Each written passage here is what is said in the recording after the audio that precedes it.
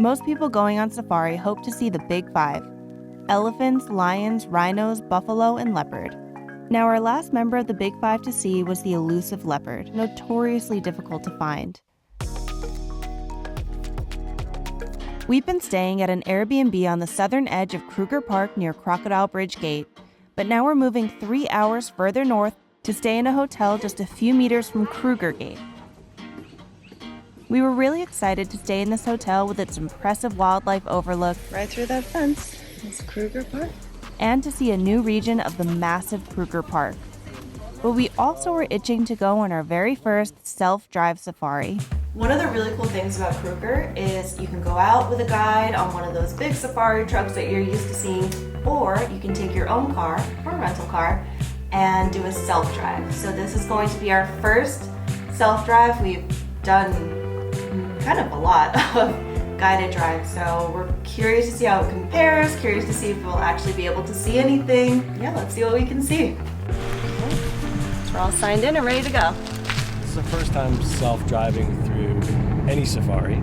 Some good tips that we've learned are to download the maps for offline usage on Google Maps so that you can navigate throughout the park without having any service. Additionally, there's a bunch of WhatsApp and Facebook groups that you can use in which the members communicate. You're very close to the side. It's making me very nervous. Sorry. So additionally, there's a bunch of... I drive on the left-hand side here. I'm not used to it. I feel like I'm all the way in this lane. I'm driving left-hand with a stick shift. He drove the whole way here, so he has no sympathy for me. I got the easy drive. So because a lot of the roads are actually paved, they're very well-maintained roads. I have to keep reminding myself that I'm not just driving down like a highway or something. I'm not trying to get anywhere. It's meant to be driven slow. In fact, they have a very strict and very practical 50 kilometer per hour speed limit, because you don't, I mean, if you kill an animal in here, you're in big trouble, and you're gonna be really sad about it. This is the other thing that happens. You see a vehicle up ahead, they're stopped. In fact, they just put the reverse on, and we can see some rustling in the bushes. Let's take a closer look. Oh yeah, right here, some kudus. Female kudus. So I guess we'll just head over to the nearest rest camp. There's a bunch of rest camps all throughout here, and they have like, you can camp there, but you can also just get some food or go to the bathroom.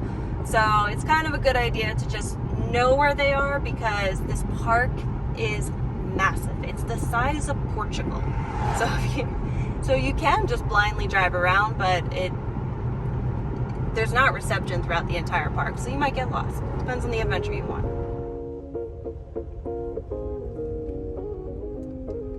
So we just pulled over into a rest stop. We're just going to use the bathroom.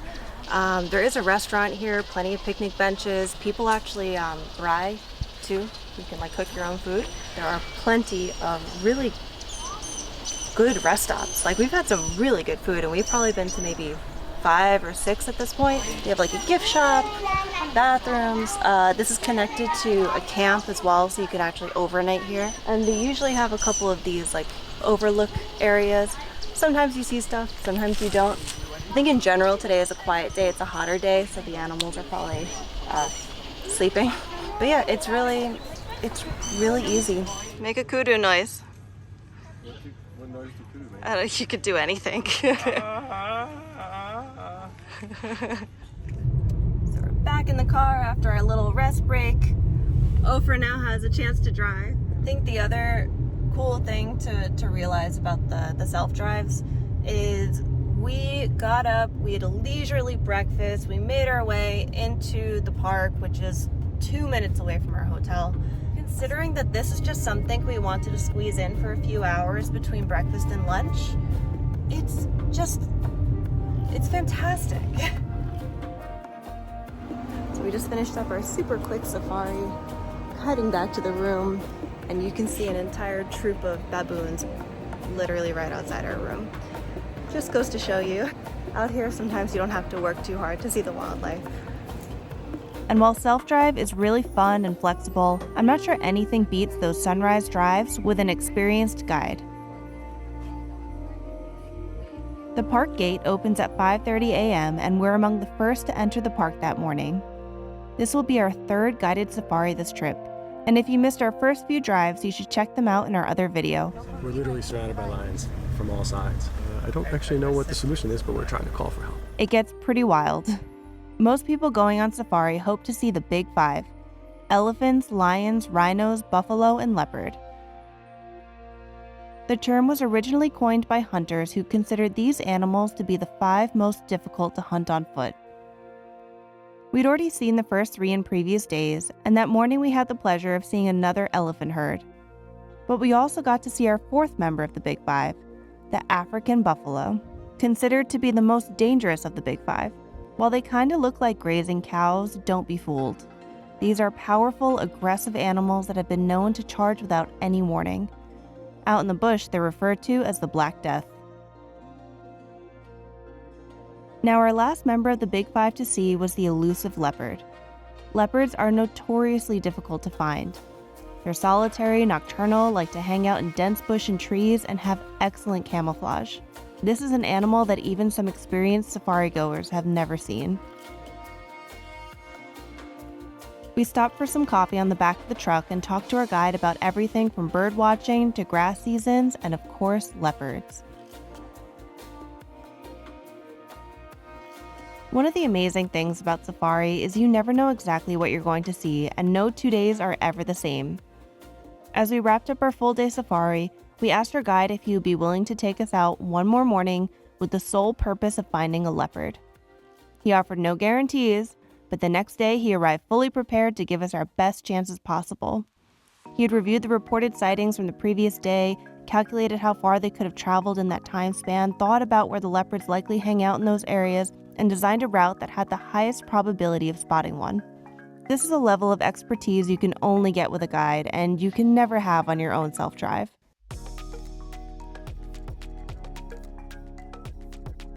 Sure enough, only an hour into our drive, we passed another safari truck that said they had seen one only a few kilometers up the road.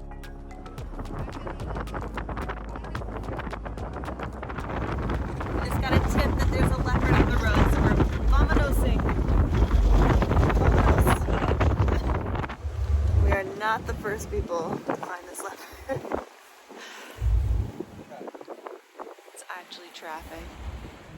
Got a wild dog lying in the grass. There's a leopard here with a kill, There should be a leopard with a kill. and then the wild dog's below. Even though we knew the leopard was out there somewhere, we still sat there for ages trying to spot it. The grass is thick and their camouflage is excellent. But surprisingly, there was a wounded wild dog laying out in full sight. Seriously? You got fur on the fan. Yeah, that's what I was saying. Yeah, I didn't see him. No, he's okay. You right? got a big foot. Yeah, it's probably leopard paw. So this looks like, we'll wait and see, it's an alpha. Oh, that's brutal. Looks to me like this could be the alpha female, so those wounds are very fresh. It's definitely had a tussle. I can see puncture wounds on the hind leg, and then of course you can see that on the head. I wonder, she could be an alpha that strayed from the one pack. Now this area is all under one pack. The pack in this area is about 25 dogs. Wow. Yeah. But she's not making her noise. Like, she's not even trying to find them. Yeah. Oh, for the shit. No, she can't walk. Oh my god, no. So because there's so few that are endangered, Yeah. these animals over here Don't intervene. will intervene here. I'll even tell them. Yeah. That's cool that they'll swoop in and save her. It's a very deep cut. Oh, damn, yeah. Okay, now I see the details of it. These African wild dogs are an endangered species, and their movements are closely monitored by tracker collars. Our guide radioed to the park officials to let them know this dog was critically wounded, and they confirmed that help was on the way. And then, like magic, our elusive leopard appeared with a fresh kill. Look. We did it, guys. There it is. Get up. Always taking the palace to kill. Same palace. So from a size perspective, it's a big animal for this female to take up a tree. So Oh my god. It's like the same size as So she's him. probably Her- trying to eat as much as she can and then try and get it up the tree. I mean, I lost her. She's like right behind this skinny branch here, isn't she? I saw her drag it away. Oh, I see her again. God, the camouflage was crazy. I was looking right at her.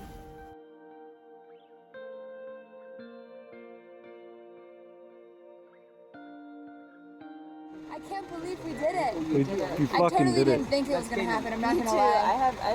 I had zero expectations. Well, we stayed last night. We were gonna see it before night. Yeah, we did. She's going down. Oh, look. it's doing now. It does smell like death here, though. It smells really bad. As we were heading back to the park gate, we happened upon a male lion eating his lunch. Just another surprise out on safari. it's good for the tail. See, the tail is a frustration for it. Yeah, So we the tail learned. flicking is. Is he hunting right now? Is he hunting us? And to wrap up this incredible trip to Kruger and South Africa in general, we enjoyed a braai back at the hotel complete with dancing, music, and bush babies hoping for a free meal. Thank you for watching. Don't forget to comment, like, and subscribe to join us next time when we head to Uganda to head into the mountains looking for gorillas and chimps.